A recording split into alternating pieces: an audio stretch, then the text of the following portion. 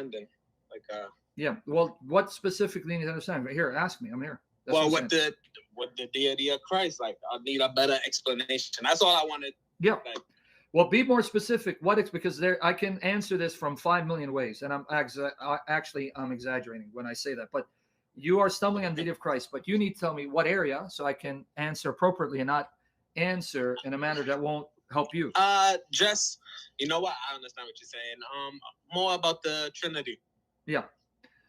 Well, you, not being too specific, so I'm assuming what you're trying to tell me because I'm trying to figure out what's the stumbling block. You're trying to wonder how, if God is one, he can be three persons? Yes. Yeah. Well, my first question for you, if you're thinking logically and thinking rationally, and again, logic and rationality can take you only so far. Revelation has to take you the rest of the way, meaning no matter how much you meditate on creation, you will come to a conclusion there's a God, but you won't know who that God is and what he's exactly like. So if there is a God, if there is, and we both believe there is, he in his love and mercy, if he created, he didn't create it to be hidden. He created it to be known by his creatures because we believe he created out of love. So to make himself known. So God would then, in his love, need to reveal who he is, what he's like. So when we talk about the Trinity is something that God has revealed about himself. Where people get tripped up is because there's nothing in creation that's identical to the Trinity. It doesn't make sense to them how, if you're one being, you can be more than one person. But now let's question that.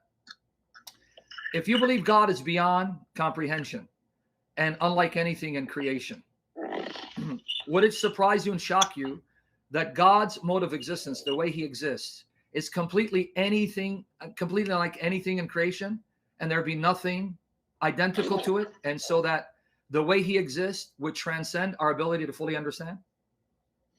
Yes, that makes sense. So that's number one. The Trinity is unlike anything in creation.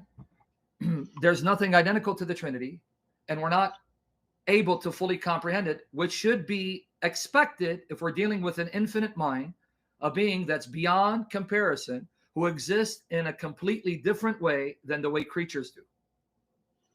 So the fact that you have a struggle with the Trinity, that doesn't mean it's not true, because you sound like a very intelligent man, and I'm not saying that to patronize you. You know that even in creation, even among scientists, there are things within creation, as limited and temporal it is, that they know are realities, but they don't understand how. They see it, but they don't comprehend it. But that doesn't mean they deny the reality of what they're seeing, right? That is true. That's for example, I'm a auto technician, and some of these cars, people you watch say this and that, but you still got to get a different understanding. So it makes sense. So that's number one. Just because you can't figure out the Trinity, that doesn't mean it's not true, because if God is infinite, then expect that God will be beyond your ability to truly comprehend his infinitude. But secondly, when we say God is one, even when we say God is one, that needs to be defined. One what? Because people say one God, like the Muslims will tell you, ahad, ahad, or wahid, wahid. Okay, one what? For example, I can speak of one family, but a family consists of more than one person, right? Yes. I can speak of one nation, but a nation consists of millions of people, right?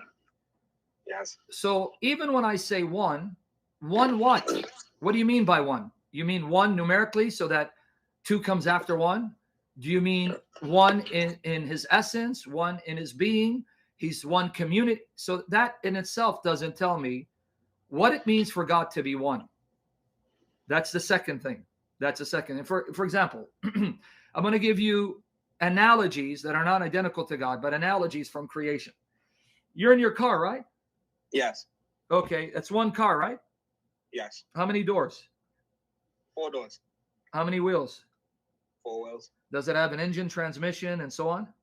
Yes. But that's confusing. I thought you said it's one car. How can one car have 4 doors, four tires, and an engine and a trunk? You see, you get the point, right?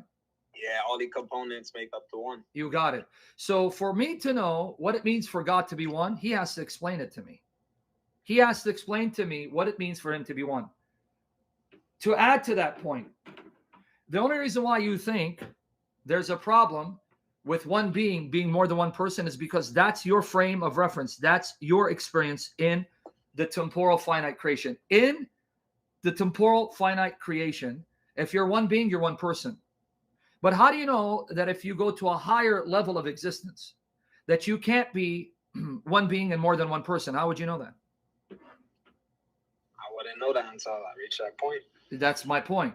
So if God tells you, I exist, and I exist unlike anything creation, and my being is not limited the way your being is, that it's limited to a single person, right?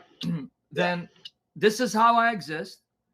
My existence transcends your existence. It's not multiple gods, but this one God is the Father in union with his eternal word, the Son, and eternal Spirit. And that's the one God. So the one God cannot be other than the Father and his eternal word, his Son, and his eternal Spirit. Can't be. That's what makes the one God the one God.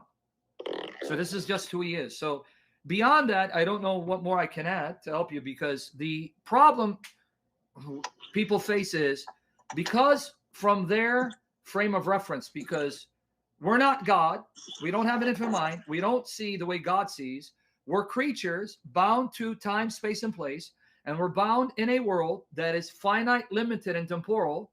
So we only assess by what we see and experience. And in my experience, every being is a single person, which is also not completely true. Have you ever looked at Siamese twins? Yeah.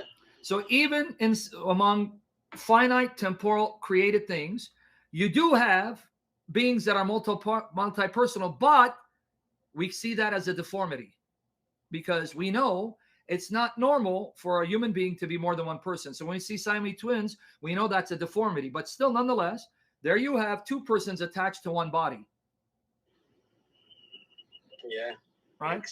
But that's a deformity, obviously, because God did not design human beings to be multi-personal, and that one being is more than one person. In fact, if you have a person that's multi-personal, we call that a disease. That's schizophrenia. Because you can have in the psyche of a human being where he has multiple personalities, and one personality is not aware of the other. That is a fact. That's schizophrenia. But that too is a deformed. That's a defect, right? Yes. So is that clear? Yeah, it make perfect sense to me. Now I have a better understanding.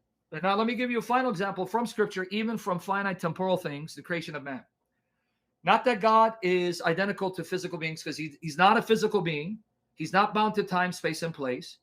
And we don't say there's a male and female in the Godhead. So we don't have God the Father and Goddess the Mother, right? Yeah.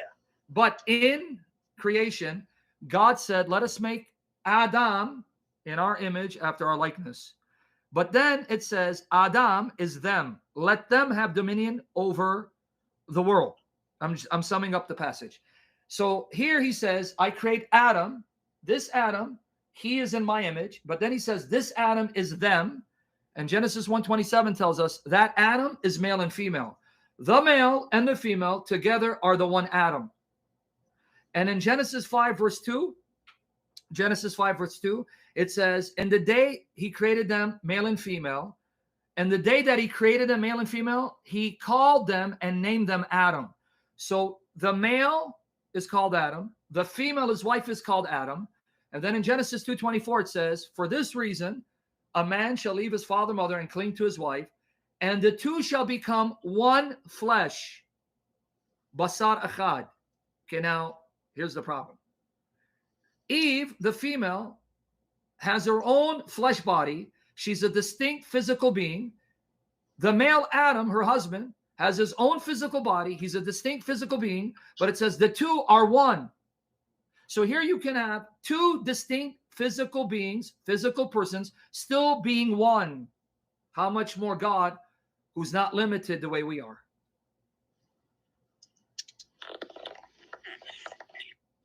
Yep. So now what problem could we have in saying, well, I don't know, I can't figure out the Trinity. So what? You can't figure it out. There's a lot of things you can't figure out in creation, but you don't deny their reality. The most important question is not whether you can figure out